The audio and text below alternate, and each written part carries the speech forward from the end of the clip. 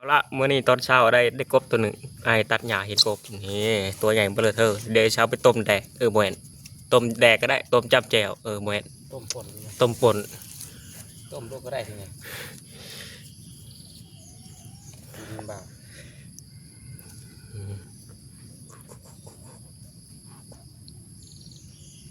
ของผมพัดขอสังหารกบเจ้ากบตัวนี้แล้ววะเอาเป็นอาหารต้มแล้วก็ต้มได้ดีเอาไปค้างไว้กันเนาะ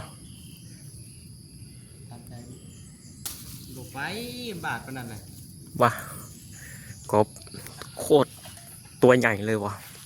ต้มป่นเดี๋ยวไปต้มป่นแล้วแต่มึงเห็นได้ดีเลยว่ามึงเห็นได้ดีมาเบิ่งกบกันกบจ้าเอ๋นี่โคตรตัวใหญ่เลยอันนี้ได้ไหมจากตัดหญ้าไปตัดหญ้ามาเห็นมันจากตัดหญ้าบาดขานี่บาดขาเป็นนิดหนึ่งน้องกบน้องเขียดนี่บาดแผลมันแต่ว่าสีสังหารน้องเขาเดี๋ยวเช้าไปต้มเอาไว้ป่นทำอาหารกินกันซัดนี่กับ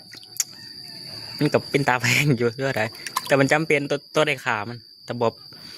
บขากับบุยยังกินบุยยังแดกเลยเอาละมือนี้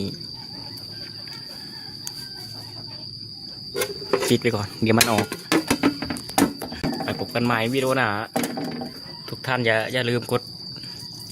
ติดตามSubscribeให้กันติดตามกับSubscribeกันเดียวกันนั่นแหละแต่ว่าภาษาอังกฤษSubscribeติดตามให้กัน